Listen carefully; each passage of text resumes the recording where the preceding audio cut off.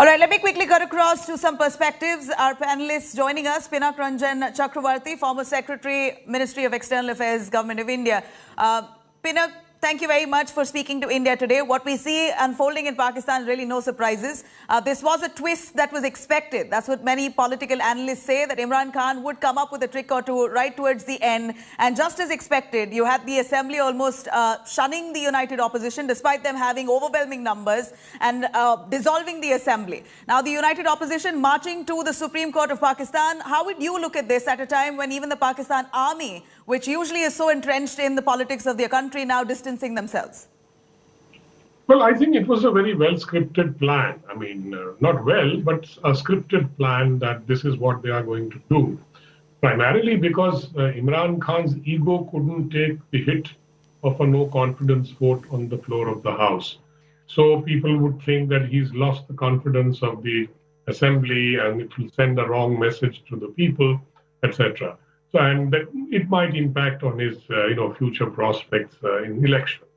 The army knew exactly what was happening. I think they had discussed it earlier and given him 3 options, and this was one of the options, that the assembly is dissolved and you go for election.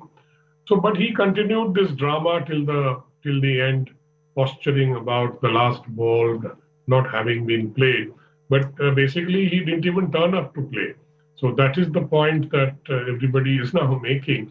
And I would also say that the partisan role played by the Speaker and the Deputy Speaker in simply dismissing the no confidence vote after admitting it, this is what is certainly can be classified as very, very partisan. And then, of course, they immediately went to the president, who promptly signed and dissolved the assembly. So that's it. So we have to wait for new elections. Imran Khan will have his few days as caretaker, but in the caretaker system, he can't hold that position. It has to be some independent authority, somebody independent, usually a judge, and then those who are not politicians really, who become ministers in a caretaker administration, which is for 3 months, and their only job is to just run the government and ensure that elections take place. Right. Mr. Ranjan, with what conviction did Imran Khan really say that I'm willing to go into election, when he does not clearly have the numbers here? You have his own party allies who've pulled out support, have supported the united opposition. He says with conviction that the mandate that he had is the mandate that the people of Pakistan entirely as a whole have given him. With conviction, he says, I will go into elections once again, I will prove them wrong. Do you think he has backing of someone that we don't know of? Well, what happens is that when you have elections which were held 4 years ago or whatever, 3.5 years ago, and he became PM, and there was a certain set of political forces that joined him. Today, they are unwilling to join him for whatever reasons. He's been blaming them for taking money and then abandoning him, etc., etc. But what happens is that if you go for election, then things again become very open. Then new sort of coalitions can take place, etc. So basically, he's banking on that. But he will not have a very easy time, because his record in office has been pretty dismal, particularly on the economic front, and that will be very, very telling on the popular vote. The people who are suffering for high prices, lack of essential goods, etc. So I think this will impact on his popularity, and that will impact on the popular vote as well. Right. So I don't know, but he wants to take his chance in a popular vote because he thinks he's run a very clean administration. Some people even say that, yes, he's been less corrupt than the others. But then the main point now would be, would the army now allow him to fight a new election? Because there are rumors that there are certain cases that may be revived against him, and then he may be forced to leave the country. It's going to be really interesting to see, Mr. Ranjan, how this is going to pan out. But what we see, the chaos inside the Pakistan Assembly continues till this minute. In fact, Alia joins us right from outside the Assembly. She gives us an understanding on what the situation is like right now as we speak. Let's have a listen. National assembly का session इस वक्त opposition का जो अलामती session है वो चल रहा है और नो ट्रस्ट मोशन जो इमरान खान के खिलाफ है उसके ऊपर वोटिंग की जा रही है इस वक्त ऑपोजिशन की तरफ से। स्पीकर डिप्टी स्पीकर ने जो है वो सेशन को मुलतवी कर दिया था इंडेफिनिट पीरियड के लिए। ऑपोजिशन अपना एहतजाज रिकॉर्ड करवा रही है और सेशन के ऊपर नो ट्रस्ट मोशन के ऊपर जिसको सस्पेंड कर दिया गया था, डिसमिस कर दिया गया था, रिजेक्ट कर दिया गया था स्पीकर की तरफ से, उसको अब जो है वो ऑपोजिशन उसके ऊपर वोटिंग की जा रही है। So we are at the press gallery of the Parliament House right now. The Parliament session is happening right now, and the opposition has evolved this way to protest against the speaker, deputy speaker's decision, and you can see that the lights are out. All right, there we saw chaos unfolding right there. Alia, in fact, joins us. She gives us perspective for India today. Pinak Ranjan, you heard our correspondent from Pakistan speaking. She says that the protests inside the assembly there continues as many of them from the opposition have marched to the Supreme Court. In your understanding of Pakistan's constitution, do you think that this bid to move a no-confidence motion immediately by the opposition will be encouraged by the Supreme Court? Will there be a disappointment coming in the way to Imran Khan just hours after he gave out this announcement, or rather thanking democracy, thanking the constitution and allowing for the speaker to use his powers and dismiss the no confidence motion and the assembly entirely? Where do you think the Supreme Court, or who do you think the Supreme Court will really uphold whose point here in your view? What's up, Colin? Well, I think the ball now is in Supreme Court's sort of court, and what will happen now is that the Supreme Court will take a call, primarily on the legal issue of whether the Speaker had interpreted the Constitution correctly in not allowing the no confidence vote to take place. So that is something that they will take a call on. But then I don't know how the Supreme Court will now look at the dissolution of the Assembly by the President, which apparently has been done. Now, if the Supreme Court says that this is all very illegal, then I think the Assembly has to be called back into session if that happens. And then the no confidence vote can again take place. So we are in a bit of a legal mess here. And I think it's for the Supreme Court now to sort this out. Now, which way the wind is blowing in the Supreme Court is difficult to say, because they can also be influenced by various quarters, including the army, and they have done it before. So let's wait and see. I think that's all we can do.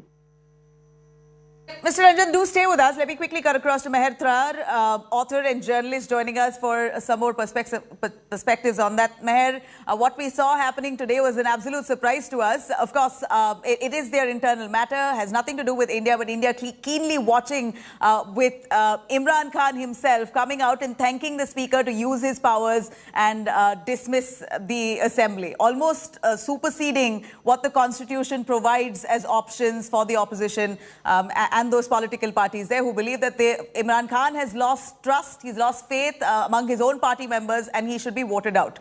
How do you see this situation pan out as the matter has now reached the Supreme Court? Hi, honestly, this is something that shouldn't have happened. Not what Imran Khan did, but everything leading up to what happened today. Nobody was expecting, we didn't know this was going to happen. We were perfectly prepared, PTI supporters. Okay, before I continue, I'm not a journalist. I have worked in media, but I'm not a journalist because what I say, these are my personal opinions. I do not work for any media house. As an analyst, how would you look at this, Meher? So I'm just speaking as a Pakistani, and as a PTI supporter, you can add that. It's not, obviously what they have done is not illegal or unconstitutional, or they wouldn't have done this. And if Supreme Court thinks that it's illegal and unconstitutional, or of course the decision will be upturned. Now the thing is, whenever assemblies have been dissolved in Pakistan, a very unfortunate reality. And something that we were hoping would not happen to Imran Khan, and we were hoping that he would be able to finish he would be the first Prime Minister to finish his term. For people like us, everything that has happened is a blow. This is not a joyous moment for us. It's very distressing as a Pakistani to see another government, falling apart.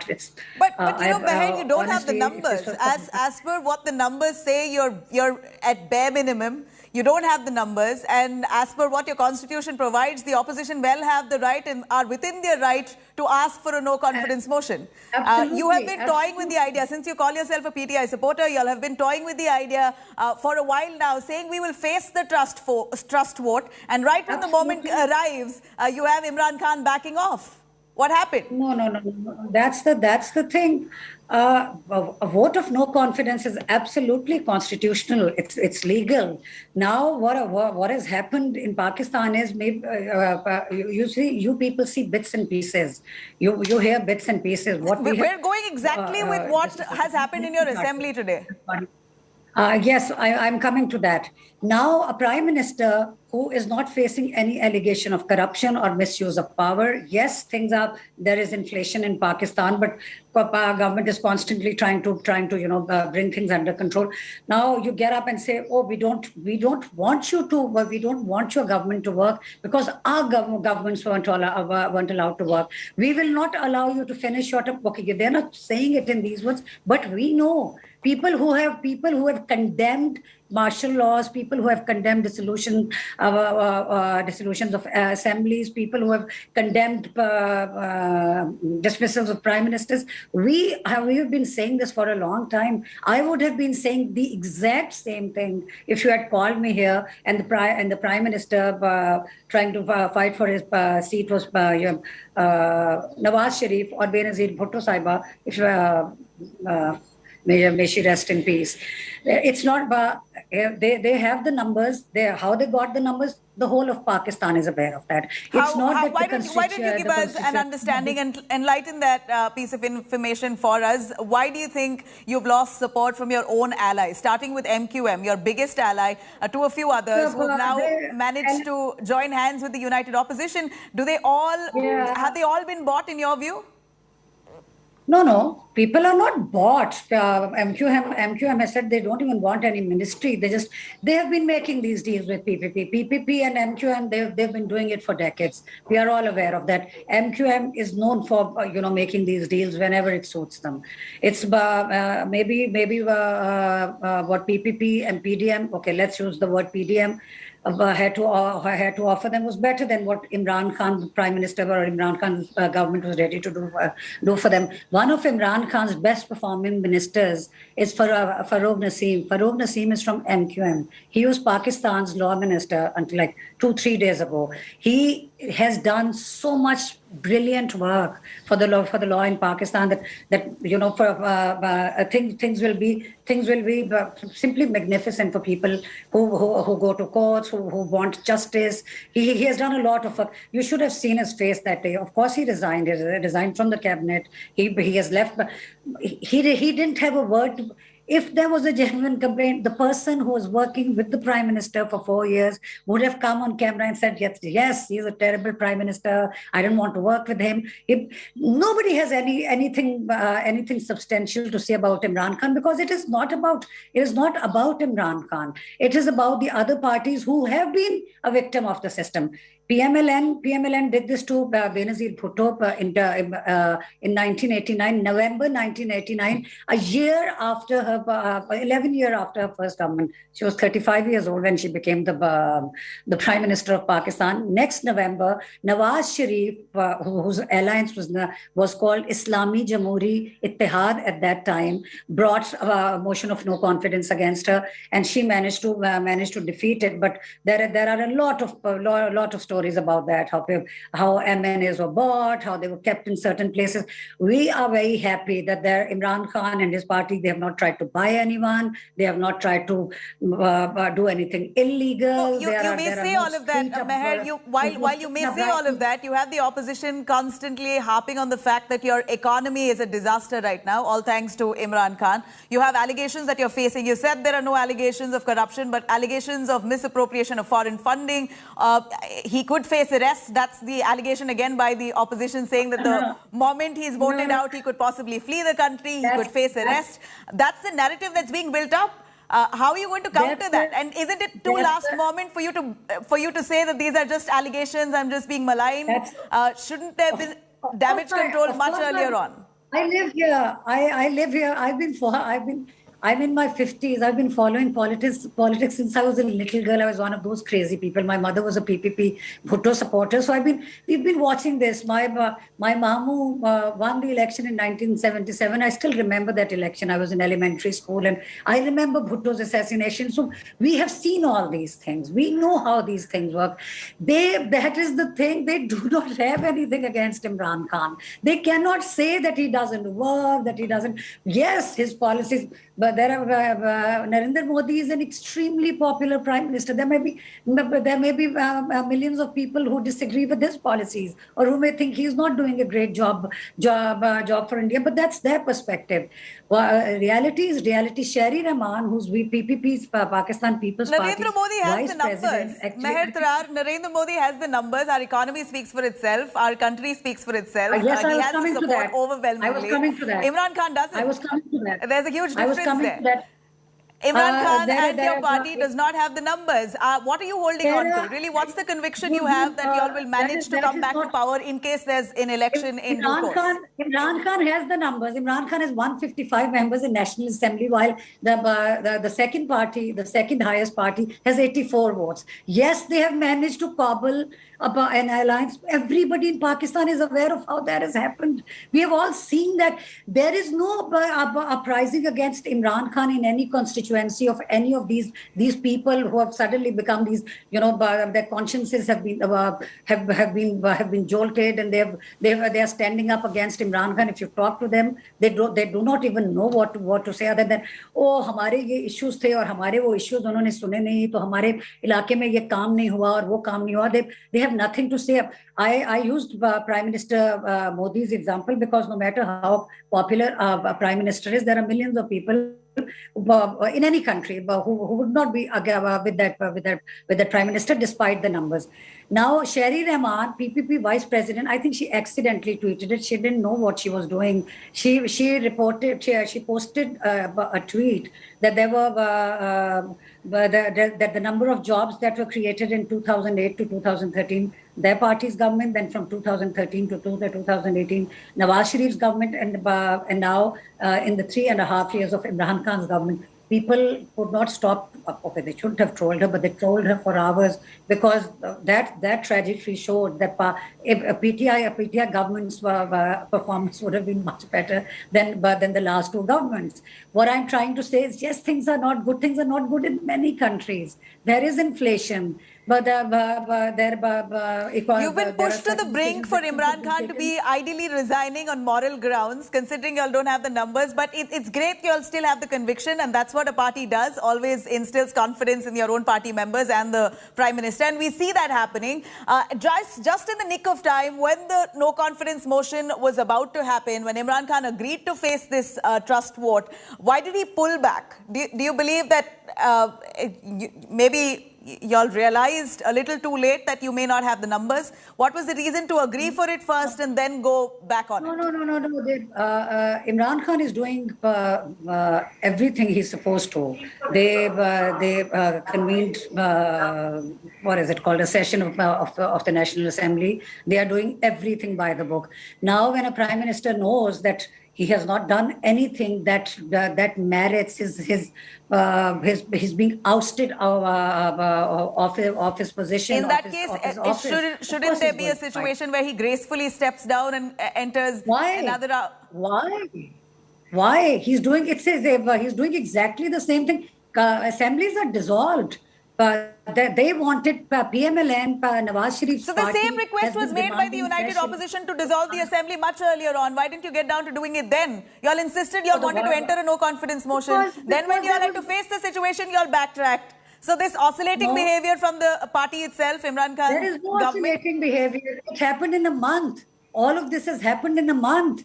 There was no Of course, they were talking about dissolving assemblies and new elections and vote of no confidence, but it all came together. Of course, he's going to fight. He has the numbers. He has the numbers. There is no uprising against him in Pakistan. People are not out on streets, chanting slogans against him. There is, he still has his people in Khyber Pakhtunkhwa. His party's government in Punjab just on the 31st of March had the Sehat card launched for the entire province of Punjab. There is 110 million people. It's a universal healthcare card for each and every Punjabi in Punjab, a person living in Punjab. The same has happened in Khyber Pakhtunkhwa. They haven't been able to do that in Sindh or in Balochistan because they don't have governments there, and health is a provincial matter. But what I'm saying is that Pakistani people know that this government has not performed the way it should have. It is lacking in many sectors. Many things that Imran Khan should have done and hasn't done. Many promises that have not been fulfilled. But there is no hatred against him. There is no anger against him in the public. And now people, what the PDM has done is they have united Pakistan for Imran Khan. Now, if the elections take place, which they were, what I'm trying to say is that it's very unfortunate. This is not the moment of jubilation for us. It's not that we are saying, oh, another government. I'm heartbroken. I'll be very honest with you. I'm heartbroken at the idea that the government that the last two governments finished their full terms. Now, we're back to square one. We are back to the 90s. We are back to martial laws and presidential dismissals and court dismissals. Do you think, Meher, before I quickly cut across to Pinak Ranjan there, do you think that this could have been a fallout of not towing the line of the Pakistan's military? We saw what happened in the last few months while inducting the ISI chief. There were differences with Imran Khan and the Pak army. Did that commotion or the difference between the Pakistan military and Imran Khan, your party, not being on the same page has resulted in this near ouster situation? Well, I think most of such political developments in Pakistan originate in that sort of situation where the Pakistan army, is unhappy with the incumbent prime minister for whatever activities. I mean, I could give you several examples from the past. So I think it is certainly true that disagreements between the army and Imran Khan did lead to this situation. When the army suddenly then must have decided, not suddenly, but after much thought must have decided that we need to get rid of this guy. I mean, we put him there and we can now, of course, get rid of him as well. That's the kind of attitude the army would have towards a person like Imran Khan, whom generally everybody, even the Pakistanis, called a selected prime minister. So I think that is certainly true, that there was the trigger, in my view, was certainly the disagreement at that level between the army and Imran Khan. All right. I mean, history has it that you don't align with the Pakistan military, then your political future itself could be in question. Let me take that to Meher. Meher, do you think... All right, we've lost her connection. We're going to cut back to Meher. But Mr. Pinak Ranjan, we heard Meher, who is an Imran Khan supporter. She's been, of course, rallying for the party and its future, saying that she's heartbroken. This is not the people's mandate. While that said, Mr. Ranjan, do you believe that that Imran Khan really has the support of the people of Pakistan? Because that's the narrative he's building up, that the opposition is trying to dismiss or arm twist the choice of the people of Pakistan in a democracy like theirs. Does he really have the support in your view as you've observed developments over the last few months? I don't think so. I think he's lost the support of the people also. Even earlier also, when he was made prime minister, there was a coalition put together that's why he was called selected. And the army had promoted him because they were unhappy with the previous regime. So this is typically the army's sort of, behind the scenes act. And don't think that the army is disinterested in what is happening. They are deeply interested. In fact, they must be conducting all this operation from... That's very visible and understood. What the army wants eventually is what prevails in Pakistan. And like you've said it, history has it over the last few decades, the army has been very integral in deciding who is going to be coming to power. Even if it is an elected representative, they have a massive say in that. We also have Kamar Chima, who's a political analyst, joining us for more on that. Kamar, please do list out to us, one after the other, the reasons to why, the top 5 reasons to why Imran Khan has lost the support of many of his own allies and the people of Pakistan at large. He claims to have their support, but the numbers very, very clearly showing that he does not. Well, I think I will answer your question in 2 ways. The first thing, when he lost the support of his own member of the National Assembly, was because people believed that he is not in a position to deliver. The issues of bad governance, mismanagement. So those were the issues, and they thought that in 2023 elections, the PTI ticket will not be a hot cake for many parliamentarians who are into the business of politics. So much of the people left Imran Khan for that reason, and they joined the rank and the file of the opposition. The second thing we should remember is right now, the unconstitutional move that has come from the elected Prime Minister of Pakistan and from the elected parliamentarians, and particularly from the Speaker of the National Assembly and the Deputy Speaker of the National Assembly. This is something which many of the people who were having soft corner for Imran Khan, that opposition is ousting him and sending him back home. This is, I think, the sympathy has been taken away, because this is an unconstitutional move. So just now, the Supreme Court has opened in Pakistan on Sunday, and a petition is being filed. So the Supreme Court judges are thinking to have a full court reference on that. So normally maybe 17 judges will listen these petitions. So it means that all that soft power which Imran Khan had, that may go, and this is because he has misread the public sentiments. The public sentiments which he gathered in last 15 days was like that since he's being ousted, so there were sympathies. So he thought that if he will go for any constitutional move to save his government, that will always also be respected among the people. But we heard what Meher had just said. She's a PTI supporter, and she says, what's wrong in using the provisions given by the Constitution? They are, of course, well in their right to protect their government, and this is a conspiracy, and they're trying to fight it. Would you say that the Speaker indeed had the powers to dissolve the Assembly without an investigation into whether this is indeed a conspiracy or not? Well, in the Constitution, it has been written that once the no confidence motion comes against the sitting Prime Minister, then the vote is to happen. So without vote, the Attorney General of Pakistan, I was just listening to him, he gave an interview a few days ago, that without vote, there is no way they can move on. So without voting, you just discard that particular vote of no confidence and you give your own ruling, and then the Prime Minister goes on speaking that I have advised the President to go for dismantling this entire process and dissolve the assemblies. So I think this is not something which is normal. So here the Prime Minister of Pakistan and his government is going to take a plea in the Supreme Court that there is a foreign conspiracy against him, and that is why he has dissolved the assemblies, because this no confidence motion was in match or being sponsored by the American government. That is his blame to the Americans. Right. So I think this is what... Kamar, the narrative that Imran Khan has been building, calling this a foreign conspiracy, that there's a US hand in it, we still don't get the logic behind this allegation. He's saying that there's a foreign conspiracy, but why would a foreign body conspire to push Imran Khan out? If you can give us an understanding to that. But I'll come to you right after a short break and request you to stay with us, along with Pinak Ranjan Chakravarti also joining us for some more perspectives on the other side. Stay tuned.